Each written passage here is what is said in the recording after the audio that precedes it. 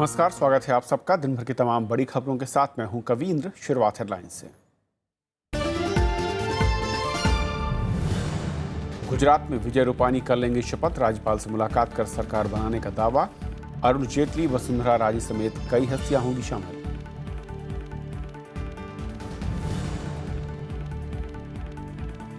सीधे संवाद से दूर होंगी मुश्किलें। माई गवर्नमेंट पोर्टल के 2 साल पूरे होने पर प्रधानमंत्री का जनता को सीधा संबोधन। पीएमओ का मोबाइल ऐप लॉन्च।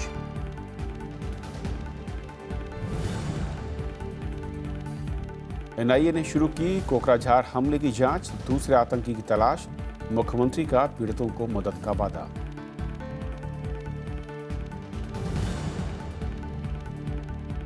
बाढ़ ने नासिक मिली 12 लोगों की जान, मुंबई समेत कई शहरों में जनजीवन ठप। वैष्णो देवी में भूस्खलन से 4 श्रद्धालुओं की मौत।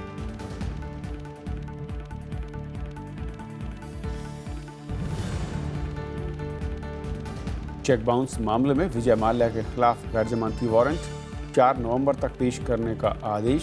सरकार को लंदन से लाने के निर्देश।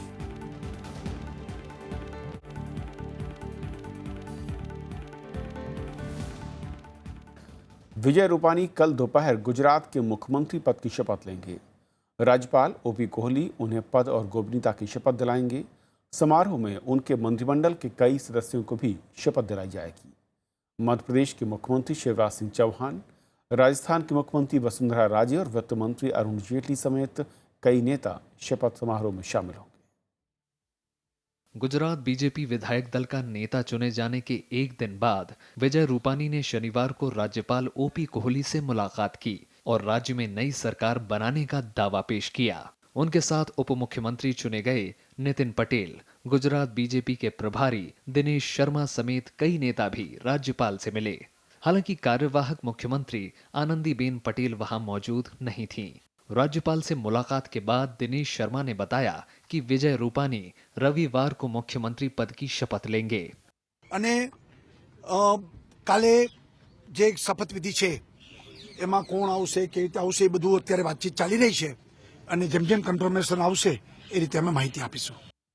विजय रूपानी अपने मंत्रिमंडल को लेकर पार्टी नेताओं के साथ बैठक कर रहे हैं। हालांकि पार्टी की ओर से अभी तक ये खुलासा नहीं किया है कि शपथ ग्रहण समारोह में मुख्यमंत्री के साथ कितने मंत्री शपथ लेंगे। इस बीच विजय रूपानी ने बीजेपी प्रदेश अध्यक्ष पद से इस्तीफा दे दिया है। अपना प्रदेश अध्यक्ष का इस्तीफा भेज दिया है। मैंने इस्तीफा दिया है। पार्टी ने संगठन के काम में मुझे जिम्मेवारी जो दी थी, मेरे पर पूरा विश्वास रखा था, उसका मैं आभारी हूं। विजय रूपानी को शुक्रवार को गांधीनगर में पार्टी विधायकों की बैठक में मुख्यमंत्री बनाने का फैसला किया गया था। साथ ही उप मुख्यमंत्री के लिए नितिन पटेल के नाम पर सहमति बनी थी। आनंदीबेन पटेल ने उम्र के चलते गुजरात के मुख्यमंत्री पद से इस्तीफा दे दिया था। Bureau report, Rajya Sabha TV. Kokrajhar में कल हमले को अंजाम देने वाले उग्रवादियों की तलाश जारी है और पुलिस ने कुछ लोगों को हिरासत में भी लिया है। आज मुख्यमंत्री सर्बानंद सोनोवाल ने अस्पताल जाकर घायलों से मुलाकात की। वहीं एनआईए की टीम भी अब घटनास्थल का उसने मुआयना किया है। राष्ट्रीय जांच एजेंसी यानी एनआईए की 4 सदस्यीय टीम ने शनिवार को कोकराझार में घटनास्थल का दौरा किया। उन्होंने हमलावरों से जुड़े अहम सुराग और सबूत जुटाए, साथ ही स्थानीय लोगों से बातचीत की। वहीं मुख्यमंत्री सर्बानंद सोनोवाल ने गुवाहाटी में अस्पताल जाकर हमले के शिकार लोगों से मिलकर उनका हाल जाना और जरूरी चिकित्सा सुविधा मुहैया कराने का निर्देश दिया। इतिमध्ये आमाक डाक्टरे जनाइছে যে সকলোবিলাক আমাৰ ইয়াত যিসকল ব্যক্তি চিকিৎসাধীন হৈ আছে আঘাতপ্ৰাপ্ত ব্যক্তিসকল তেখেতসকল বিপদমুক্ত বুলি কৈছে আৰু ইয়াত উন্নত মানদণ্ডৰ সকলো ধৰণৰ চিকিৎসা ব্যৱস্থা প্ৰদান কৰা হৈছে। আমাৰ सरकार निरापत्ता बाहिनीक निर्देश दिया होइसे तेखेतসকলে शक्तिशाली कार्य व्यवस्था हाथत लैছে। इस बीच हमले में मरने वालों की तादाद 14 हो गई है। एक शख्स की शनिवार को इलाज के दौरान मौत हो गई। अब तक कोकराझार हमले में एक उग्रवादी समेत 15 लोगों की मौत हो चुकी है। पुलिस और सुरक्षा बल हमले को अंजाम देने वाले दूसरे उग्रवादी की तलाश कर रहे हैं। और अभी जो एनडीए भी इस घटना में था, ये पूरा कंफर्म हो गया बिकॉज ये ड्रेडेड मिलिटेंट था, उनका 16 बटालियन का कमांडेंट था और एक भाग गया है स्पॉट से। कल 2 मिलिटेंट ने अटैक किया था तो बाकी जो भाग गया है उनको भी पकड़ने के लिए पूरा कोशिश जारी है।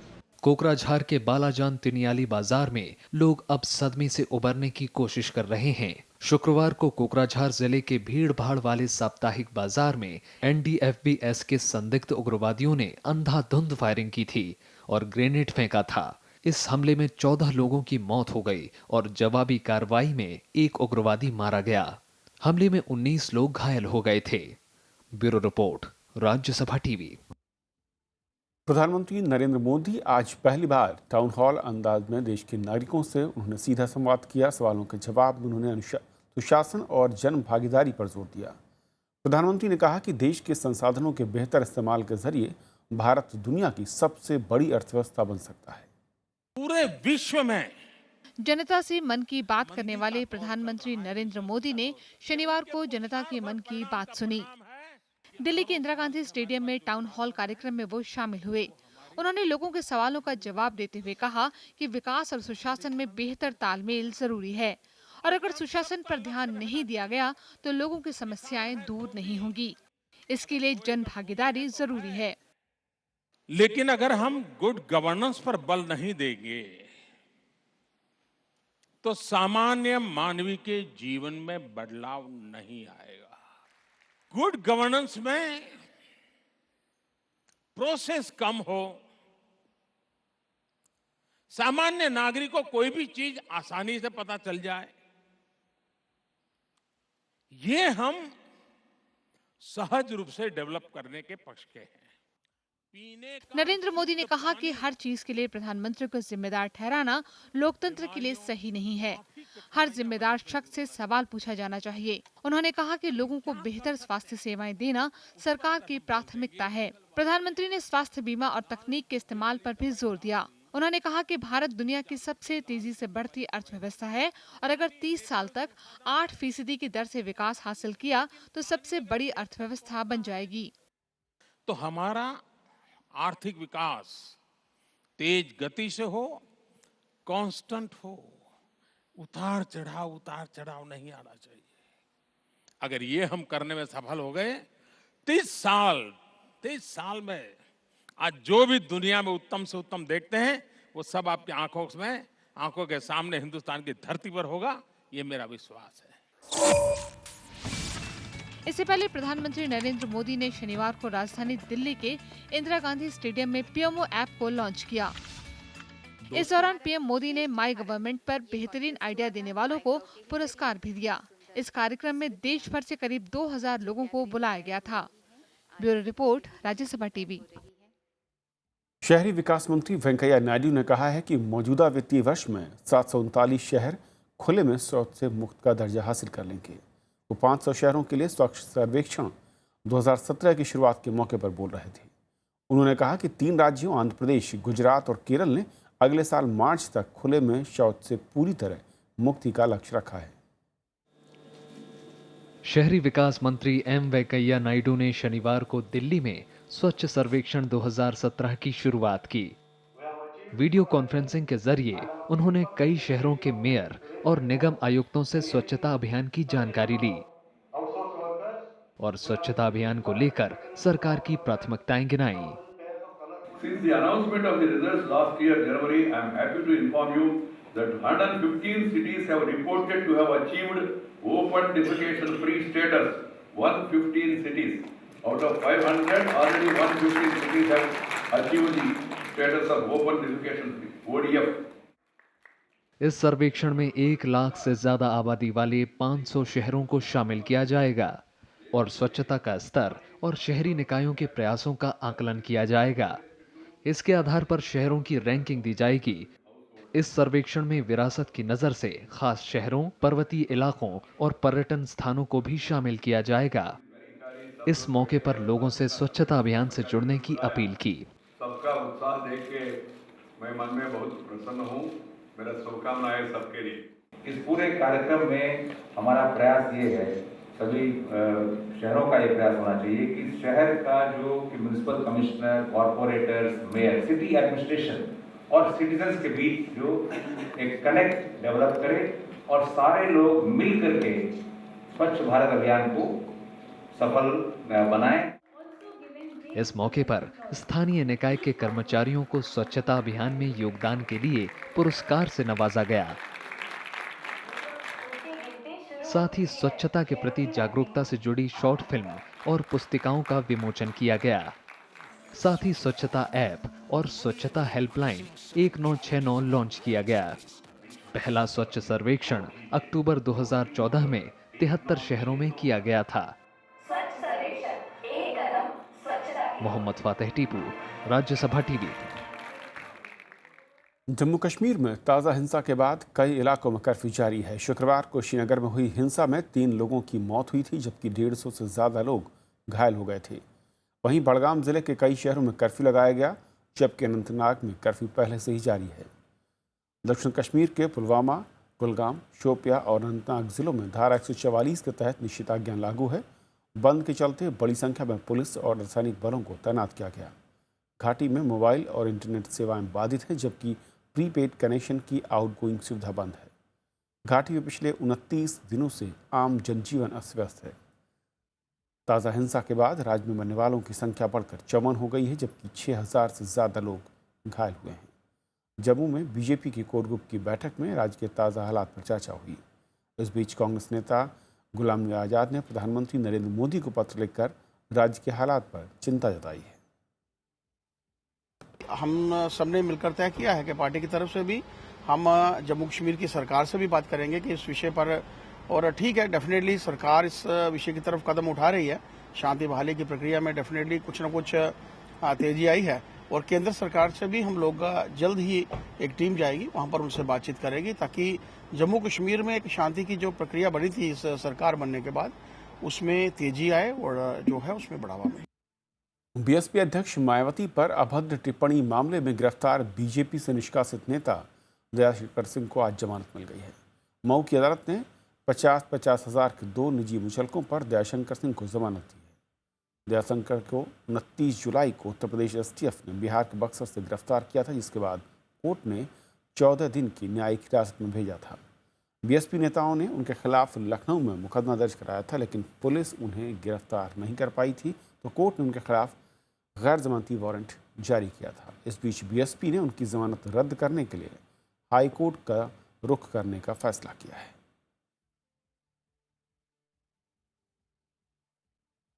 दिल्ली की एक अदालत ने चेक बाउंस से जुड़े एक मामले में किंगफिशर के मालिक विजय माल्या के खिलाफ गैर जमानती वारंट जारी किया है।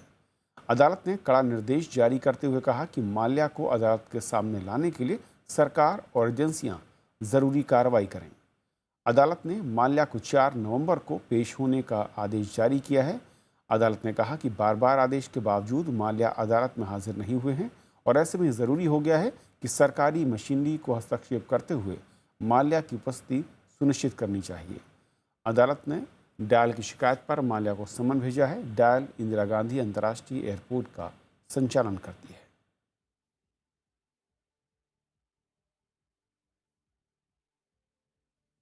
और फिलहाल एक छोटा सा ब्रेक, और ब्रेक के उस पार कुछ और खबर।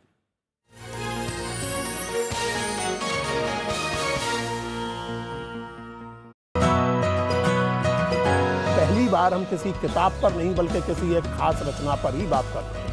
मैं बात कर रहा हूं सुभद्रा कुमारी चौहान की कविता झांसी की रानी।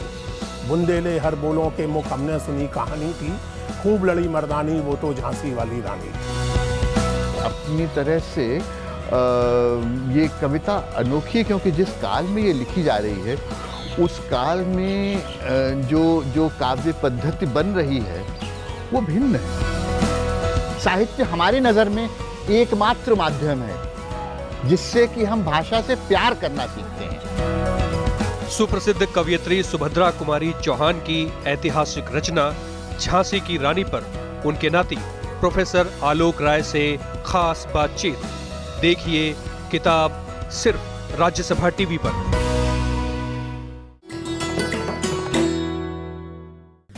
एमसी मैरी कॉम सफलतम भारतीय महिला मुक्केबाज, विश्व चैंपियनशिप में 5 स्वर्ण और 1 रजत, लंदन ओलंपिक्स में कांस्य और एशियन गेम्स में कांस्य पदक विजेता।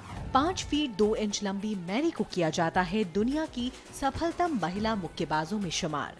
खेलों में वरिष्ठ योगदान के लिए उन्हें मिले हैं पद्म भूषण, अर्जुन अवार्ड और राजीव गांधी खेल रत्न पुरस्कार।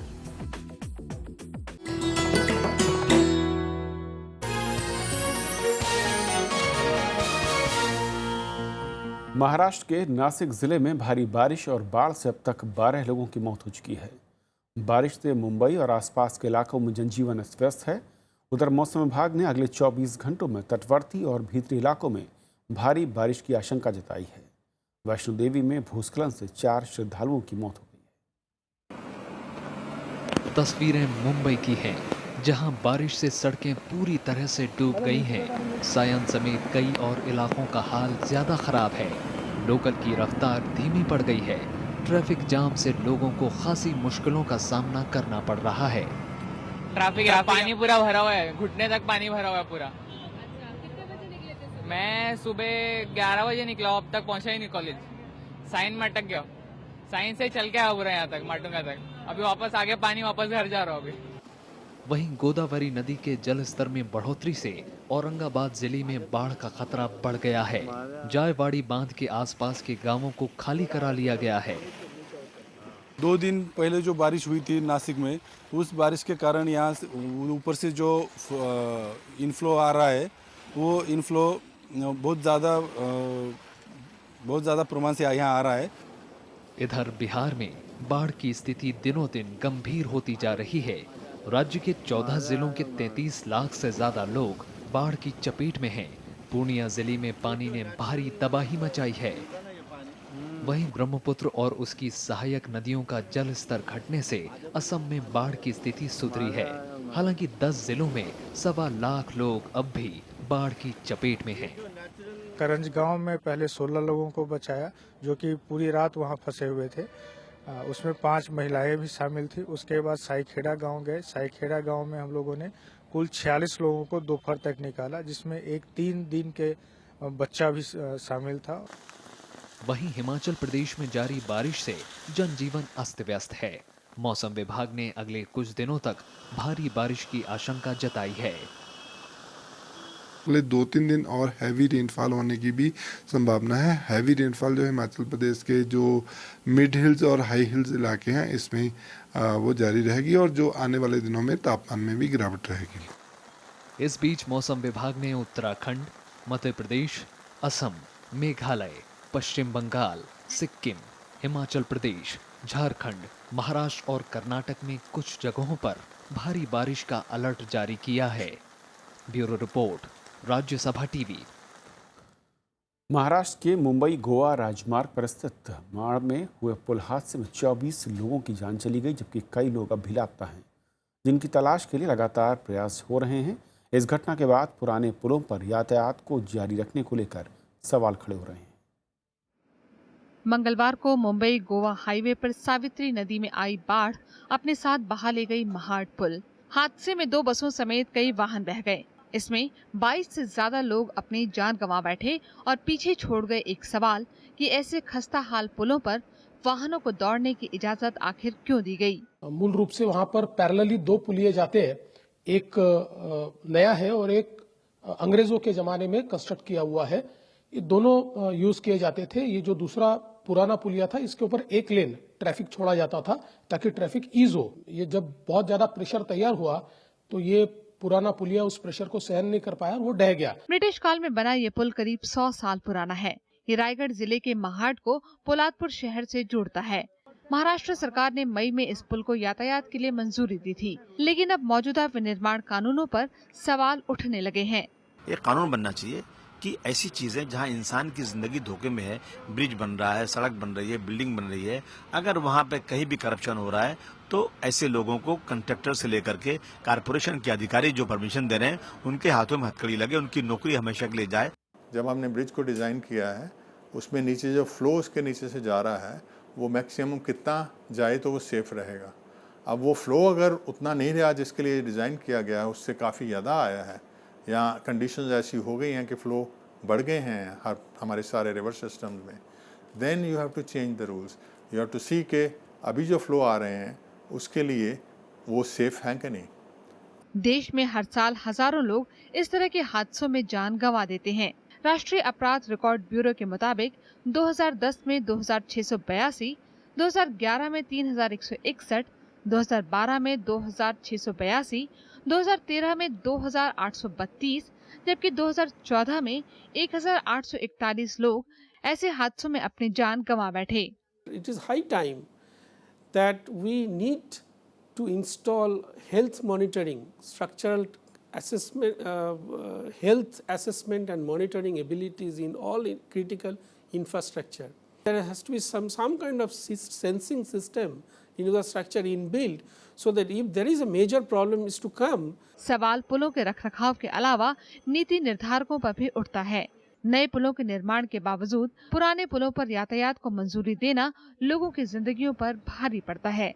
संजय कुमार के साथ अरुणा ठाकुर, राज्यसभा टीवी। महिलाओं की सुरक्षा का वादा करने वाले आम आदमी पार्टी के विधायक अब अपनी सुरक्षा को लेकर परेशान हैं। परेशान विधायकों ने अपनी सुरक्षा के इंतजाम करने की बात कही है और इस मुद्दे पर विपक्ष ने आरोप लगाया कि दिल्ली सरकार और आम आदमी पार्टी के नेताओं को आम लोगों से ज़्यादा खुद की फिक्र है। आम आदमी पार्टी के नेताओं को खुद की सुरक्षा की चिंता होने लगी है। परेशान विधायकों ने इस सिलसिले में विधानसभा अध्यक्ष को चिट्ठी लिखी है और अपने दफ्तरों में सीसीटीवी कैमरे लगवाने की मांग की है। साथ ही खुद के लिए सिविल डिफेंस के 2 वॉलंटियर भी मांगे हैं। विधायकों का मानना है कि इन कैमरों की मदद से कार्यालयों के अंदर या बाहर होने वाले विवाद से बचा जा सकता है। विधायकों ने ये बात रखी थी कि देखिए, अब हम लोगों ने सिक्योरिटी तो कोई ली नहीं और भी हमारे पास कुछ भी नहीं है, तो कल को कम से कम अगर एक सिविल डिफेंस का एक महिला होगी और एक पुरुष अगर वॉलंटियर होगा, तो कम से कम ये है कि अगर कोई बात, भगवान न करे कोई ऐसी बात होती है, तो एक एज ए विटनेस तो रहेगा किसी बात का। स्पीकर के मुताबिक कानूनी और आर्थिक पहलुओं के मद्देनजर ही कोई फैसला लिया जाएगा। कि जिस ढंग का माहौल दिल्ली में बन गया है, प्री प्लान कुछ लोग आते हैं, हमें छेड़ा कुछ महिलाएं, ऐसा आरोप लगाकर जो विधायकों को परेशानी बढ़ रही है दिल्ली में, उसको मद्देनजर रखते हुए विधायकों ने रिक्वेस्ट की है कि हमारे ऑफिसेज में सीसीटीवी कैमरे लगाए जाए। इस मुद्दे पर विपक्ष ने सरकार को घेरना शुरू कर दिया है। विपक्ष ने आम आदमी पार्टी के विधायकों की परेशानी पर चुटकी लेते हुए चुनाव के दौरान किए गए वादों को याद दिलाया है। महिलाओं की सुरक्षा की बात करने वाले लोग 15 लाख सीसीटीवी कैमरा दिल्ली में लगाने वाले थे। आम आदमी की सुरक्षा की बात करें, अब अपनी सुरक्षा की बात करने लगे। बड़ी अजीब सी बात। दरअसल आम आदमी पार्टी के 67 विधायकों में से 13 के खिलाफ एफआईआर दर्ज हो चुकी है, जिसमें से कुछ ऐसे हैं जिनके खिलाफ महिलाओं के साथ छेड़छाड़, बदसलूकी और जान से मारने की धमकियों के आरोप लगे हैं। जब बात आई अपने विधायकों की सुरक्षा की, तो केजरीवाल सरकार ने महिला सुरक्षा को ही दरकिनार कर दिया। ऐसे में सवाल उठना लाजमी है कि आखिर दिल्ली में महिलाओं की सुरक्षा किसकी जिम्मेदारी है। कैमरा पर्सन अश्विनी के साथ अनु दीवान, राज्यसभा टीवी, दिल्ली। पाकिस्तान की जेल में बंद मुंबई के इंजीनियर हामिद अंसारी पर हुए हमले के बाद उनका परिवार दहशत में है। उनके परिवार वालों ने प्रधानमंत्री नरेंद्र मोदी और विदेश मंत्री सुषमा स्वराज से इस मामले में दखल की मांग की है।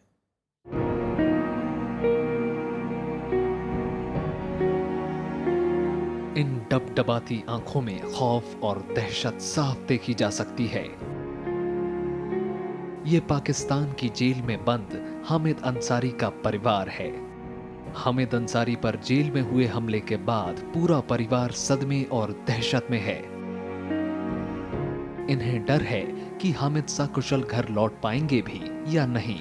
इनका ये भी कहना है कि अदालत ने हामिद को भले ही 3 साल की सजा दी है, लेकिन वो 4 साल से जेल में बंद है।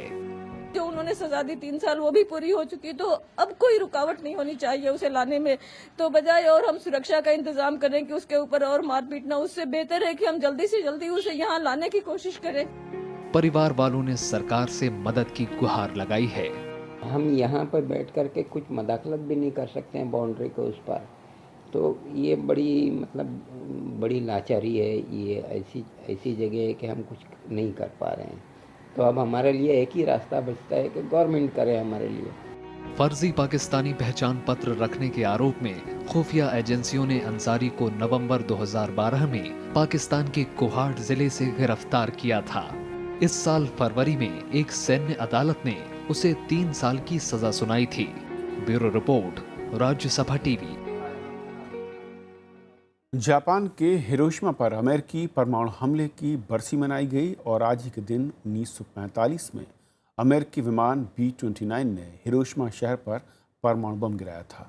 इसके बाद मची तबाही जापान और इंसानियत को गहरी चोट दे गया।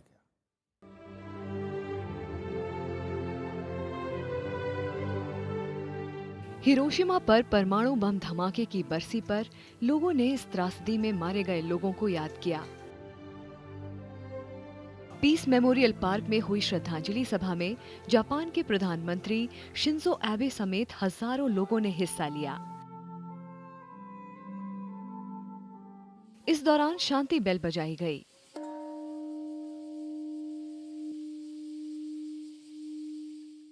इस मौके पर प्रधानमंत्री ने परमाणु निरस्त्रीकरण पर जोर दिया।